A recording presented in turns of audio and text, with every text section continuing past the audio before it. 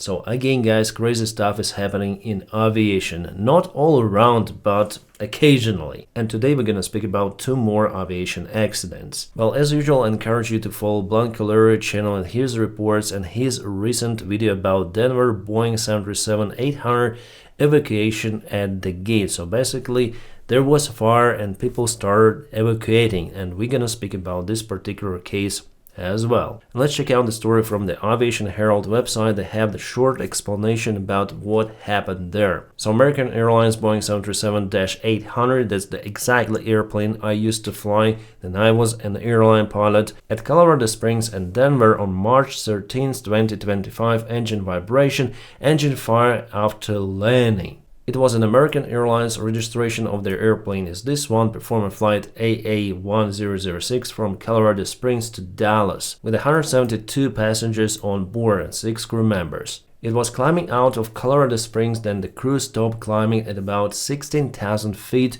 reporting the right-hand engine CFM 56-7 Bravo, as far as I remember, vibrations, and decided to divert to Denver, Colorado, United States of America, where the aircraft landed safely on runway 16 right about an hour later after departure. The aircraft exited the apron and the gate right-hand engine caught fire, prompting an emergency evacuation via slides. The fire was put out by emergency services. 12 passengers were taken to local hospitals with minor injuries sustained during evacuation, obviously. Well, FAA reported American Airlines Flight 006 diverted to land safely in Denver International Airport local time on Thursday, March 13, after crew reported engine fire. So basically the same stuff. A replacement of this Boeing 737NG was a Boeing 737-8 MAX aircraft registration. This one that departed Dallas with delay of 7.5 hours. We have the images from the place, and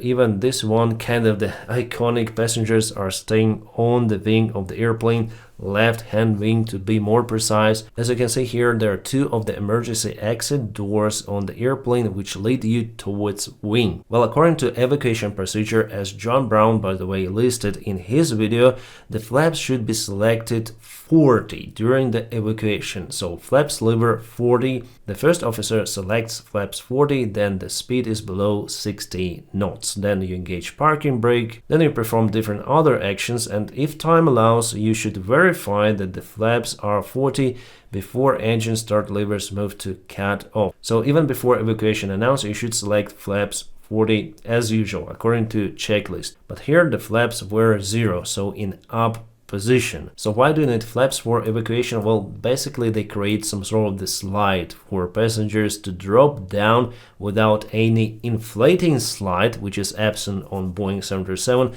Why? Because it's kind of the small distance from the wing towards ground. Near to the wing root, it's not more, I would say, than 2.5 meters, but I might be mistaken with that, so I don't know the real figure.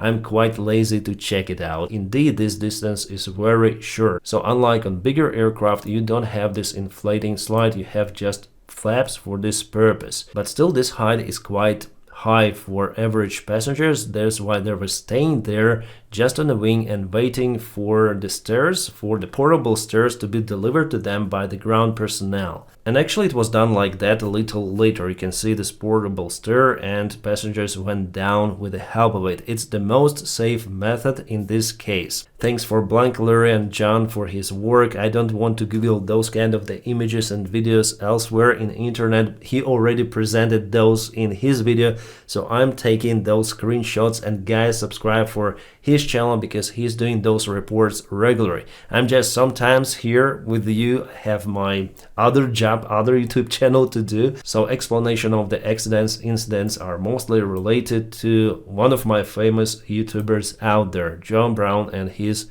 channel. The link for his channel is in the video description just below. And he is way more competent than me in aviation. And John Brown says that it was a right decision not to extend flaps 40 in this case, because if the evacuation is already there, by moving those airfoils, hydraulic parts of the airplane, you might cause more panic among passengers and maybe even more injuries. So just imagine you staying on the wing, you don't know what is going on, there is smoke, and then the part of the wing, like the big part, starts to move down. Oh my god, what is happening? Like it could lead to the panic attack, to even heart attack, and people could jump to different places like just to leave this area. So for sure it was the right decision by the crew not to move the flaps in this case. Like the flaps wouldn't jam their legs or something in this case, but moving those would create lots of the panic among those passengers. So you have to take care about that as well. Yes, as I always say, being pilot is a very sophisticated job and we are not paid well as many think. Especially in those kind of the scenarios,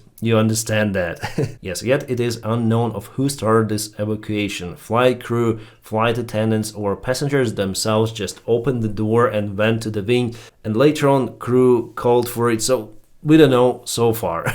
And about the fire itself, everything seems to be normal until the aircraft parked to the gate. Like after landing, they done all of the procedures, they taxied without announcing any sort of the emergency or abnormal after they reported previously some sort of the engine vibration. But later on they had this fire, so it was the spillage of fuel from what I see, because the ground is on fire. It means that there is the fuel and maybe even mixed with oil. Who knows? So obviously it's a big threat, as you can see, and evacuation absolutely must be done in this case. As you can see, aircraft parked to the gate, and I think part of the passengers went through the gate to the terminal building right away. And the aft right slide also was used for evacuation. We have those kind of the screenshots. And here we have the scheme of the airplane, which you also should check every time you board the airplane to locate the nearest emergency exit to you